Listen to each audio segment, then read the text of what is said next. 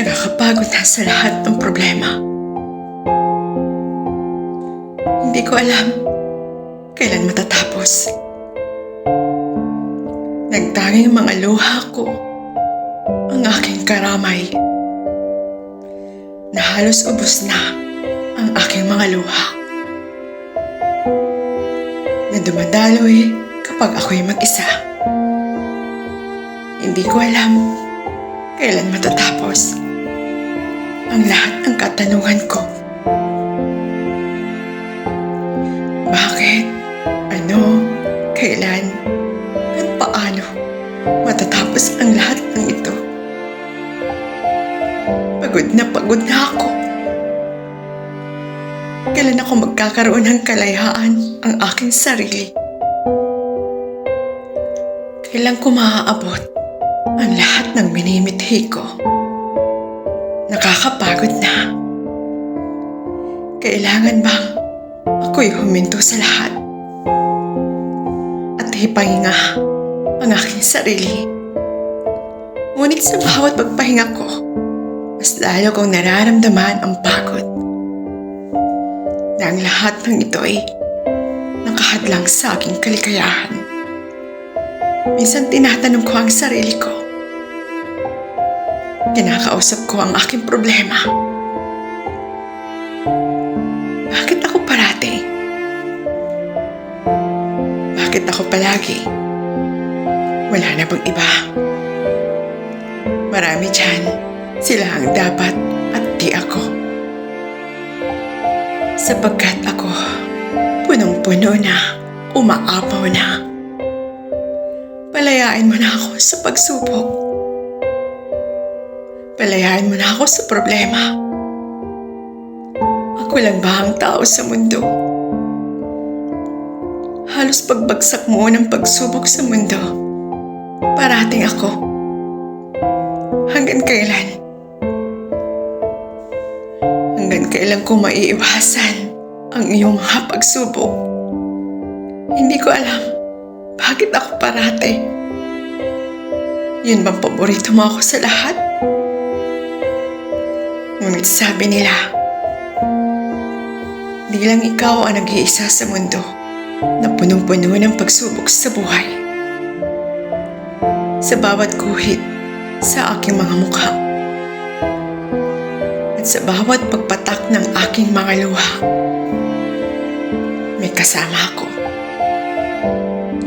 At sa bawat bigat ng aking paghakbang patungo sa lahat ng aking pagsubok,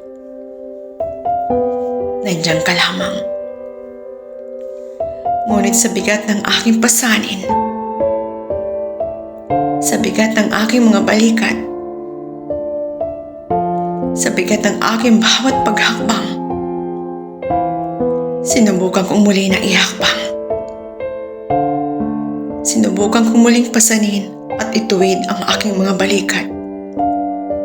At sinubukan kong muli sa madilim na bahagi, upang kahit sandali, damhin ko ang lahat ng aking pasanin, kasabayan ng pagpikit ng mariin ng aking mga mata. At muli, unti-unting pumapatak ang mga luha na gagaling sa aking pagod na mga mata, kasabayan ng unti-unting paghigpit. At kinakausap kita, puso sa puso. Damhin mo ako ngayon. Ako'y nasa iyong harapan, nagsusumamo. Damhin mo ang puso ko na punong-puno ng paghihinagpis, punong-puno ng pagdurusa, humihigpit, umiiyak, dumadaloy ang mga luha, luha ng walang katapusan. Ngayon naririto ako sa iyong harapan. Ngayon sabihin mo sa akin, bakit ako? Bakit di mo ba ako nararamdaman? Di mo ba ako nakikita? Bulag ka ba upang di mo makita na ako'y pagod na? Sadyang di mo ako mahal. Bakit parating sila Ngunit habang ako'y nakapikit, may isang boses na aking narinig. Tila ba'y ako'y dinuduyan kung saan patungo.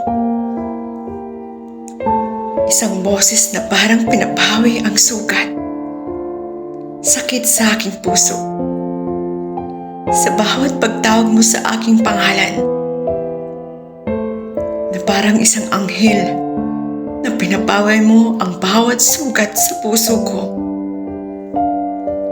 Hanggang muli kong narinig ang boses mo. At ang sabi ng mahiwagang boses, "Anak, maswerte ka sapagkat ikaw ang napili ko. Naghihirap ka man ngayon, ngunit hindi habang buhay. Ikaw ay nakahiga at gumagapang.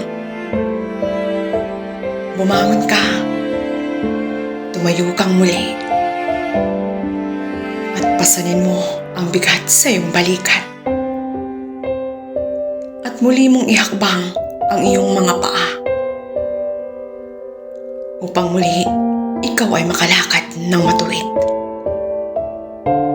Na kahit ang iyong hahakbangan ay bakong-bakong daan.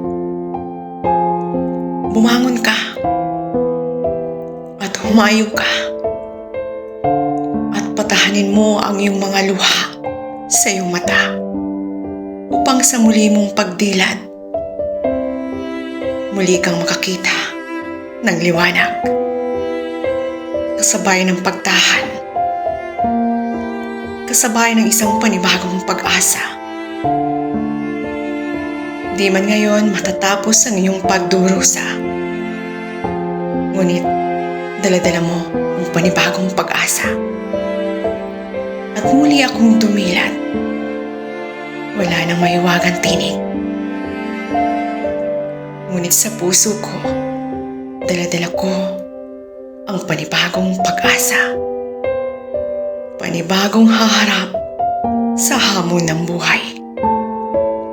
Di man kita nakikita, ngunit sa puso ko, naririto ka.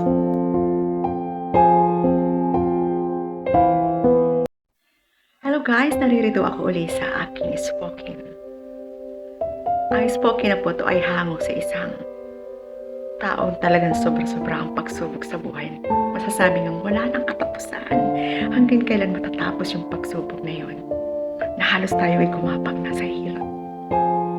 Na halos hindi na natin kayang mahawakan ang lahat ng mga pagsubok sa buhay natin. Marami pong makaka-relate sa ginawa kong spoken na to.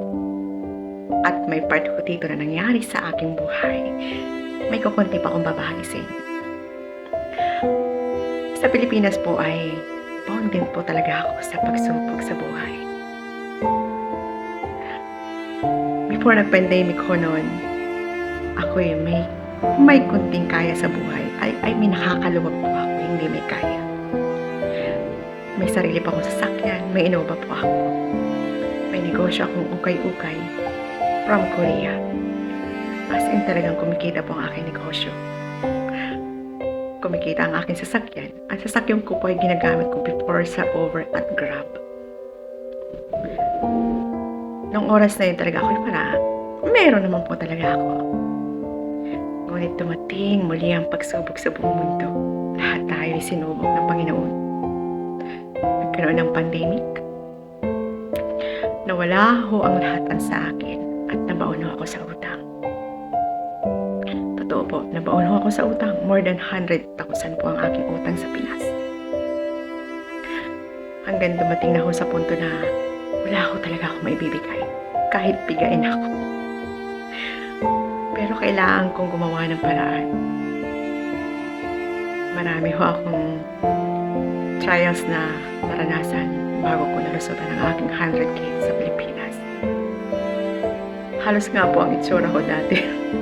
Bilang mga anak ko, mama. Alam kong hirap na hirap ka na. Pagod ka na sa lahat ng natin problema. Deserve mo maging masaya ka sa lahat. Ang mga anak ko ay napaka-supportive kahit po anong hirap na nararanasan namin noon. Nawala man po sa akin ang lahat pero ang mga anak ko ay napakaswerte ko. Ito po. Hanggang ngayon, suportado ako kung anong gusto ko sa buhay ko. Hanggang sa nag-apply pa ako sa abroad, takot akong umalis. Pero kasi ang mga anak ko iniisip ko. Pero napalaki ko ng maayos ang mga anak ko. Kaya hanggang ngayon po, ang mga anak ko nag-aaral ng maayos at isa na ako sa graduating ngayon this coming September ang aking anak, Torize. Ngayon nag-OJT siya sa isang hotel, sa Ortigas, isang malaking hotel. Pumunta po tayo sa aking kwento about sa pandemic. Hanggang nakalis po ako at unti-unti ko nabayaran ang aking utang.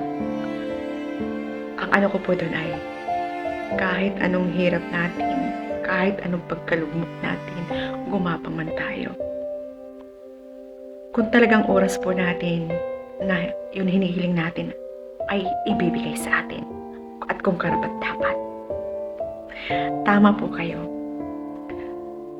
Ipinahiram sa akin ng Diyos yung sasakyan at ang aking negosyo, pero binawi. Dahil may purpose ang Diyos, why? Bakit ko ginagawa yun? Or bakit niya ginawa yun? Bakit niya binawi sa akin? May purpose ang Diyos kung bakit lahat nawala sa akin. Dahil ito ang ibinigay niya sa akin. Dahil kung siguro kung hindi nawala sa akin ang sasakyan ko, siguro hindi ko alam kung anong conclusion sa nangyari sa buhay ko before. Pero maniwala po kayo, lahat ng utang ko nabayaran ko nung naka-abroad na ako. Yun, 100,000 na yan. More than a years ko nabayaran. At sa awa ng Diyos natapos na ako siya. Ngayon ho, unti-unti na ako nakakabangon. Hindi man pa ako nakakaipon ng malaki. Pero, nakabayad ako ng utang at ang kayamanan ko at ang pinaghirapan ko bilang isang OFW nasa mga anak ko. At yung pinapangarap ko dati sa sarili ko makapagtapos ako ng pag-aaral, ngayon nasa anak ko na ngayon. Kaya I'm blessing, hindi man buo ang pamilya ko. Pero yung mga anak ko ang bumubuo sa pagkatao ko at sa buhay ko. Kaya guys, sabi nga, anumang pagsubok, kaya natin. Yes, mahirap. Gumagapang tayo, umiiyak tayo. Pero may oras na ibinibigay sa atin ng Diyos pa yung karapat-dapat sa atin. Kaya guys, thank you so much sa lahat ng aking subscriber, supportive, at very supportive. Join na po kayo sa amin GC sa Team Puso.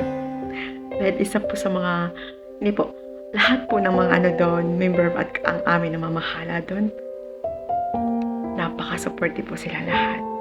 Guys, thank you so much sa lahat, and God bless po sa inyo lahat. Mag-iingat po kayo. Thank you, bye!